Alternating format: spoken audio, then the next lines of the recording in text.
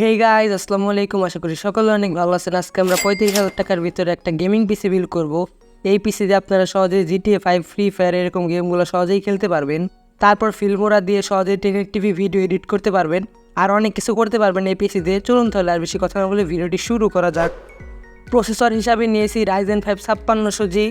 প্রসেসরের box unboxing করার পর পেয়ে যাবেন প্রসেসরটি, একটি ইউজার ম্যানুয়াল আর একটি স্টক কুলার। এই ছিল বক্স কন্টেন্ট। প্রসেসরের বেস ফ্রিকোয়েন্সি হচ্ছে 3.9 GHz, ম্যাক্সিমাম টার্বো ফ্রিকোয়েন্সি হচ্ছে 4.4 GHz, ক্যাশ মেমোরি হচ্ছে 19 MB। এইটা 6 কোর 12 থ্রেডের একটি প্রসেসর। প্রসেসরের সাথে আপনারা Vega 7 গ্রাফিক্স পেয়ে যাবেন। সব কাজই করতে পারবেন এই প্রসেসর দিয়ে। আমি ভিডিও লাস্টে আপনাদের ফ্রি ফায়ার, তারপর GTA 5 আরও কিছু গেম টেস্ট করে দেখাবো না। প্রসেসরের সাথে আপনারা 3 বছরের ওয়ারেন্টি পেয়ে যাবেন। বর্তমানে আলট্রা টেকনোলজিতে প্রসেসরের প্রাইস চলতেছে 13,200 টাকা। এরপর মাদারবোর্ড হিসাবে নিয়েছি বায়োস্টার B550M মাইক্রোএটিক্স মাদারবোর্ড। মাদারবোর্ডের বক্স আনবক্সিং করার পর পেয়ে যাবেন 2টা SATA কেবল, একটা আইও শিল্ড, ইউজার ম্যানুয়াল, একটা ক্লিন গাইড পেপার আর একটা ড্রাইভার সিডি। এরপর মাদারবোর্ডটি, এই ছিল বক্স কন্টেন্ট। মাদারবোর্ডের ভিতরে আপনারা 2টা র্যাম স্লট পেয়ে যাবেন। Up to 64GB RAM use করতে পারবেন। বাজেট অনুযায়ী ভালোই পোর্ট দেওয়া আছে মাদারবোর্ডের ভিতর। মাদারবোর্ডের VRM কন্ট্রোল মোটামুটি ভালোই। শুধু এখানে 2টা র্যাম স্লটের জায়গায় 4টা র্যাম স্লট দিলে জোস একটা মাদারবোর্ড হতো। মাদারবোর্ডের সাথে আপনারা 3 বছরের ওয়ারেন্টি পেয়ে যাবেন। মাদারবোর্ডের প্রাইস হচ্ছে 8,400 টাকা।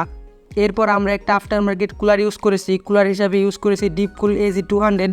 এখানে আপনারা স্টক কুলারও ইউজ করতে পারেন, কিন্তু আমি রিকমেন্ড করবো একটা আফটার মার্কেট কুলার নেওয়ার জন্য, কারণ স্টক কুলারের থেকে আফটার মার্কেট কুলার অনেকটাই ভালো। কুলারের সাথে আপনারা 1 বছরের ওয়ারেন্টি পেয়ে যাবেন। কুলারের প্রাইস হচ্ছে 1,000 টাকা।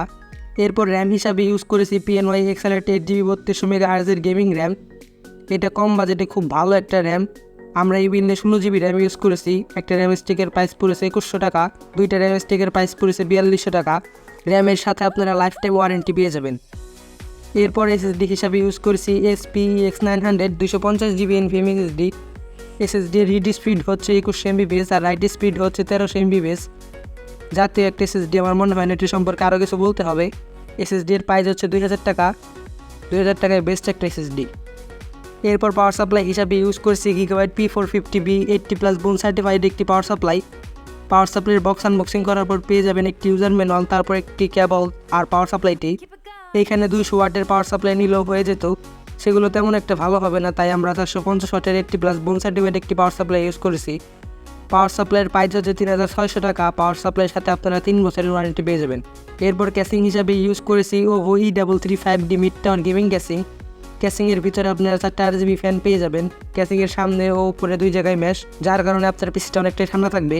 এইটা কম দামে খুব ভালো একটা ক্যাসিং। ক্যাসিংয়ের প্রাইস হচ্ছে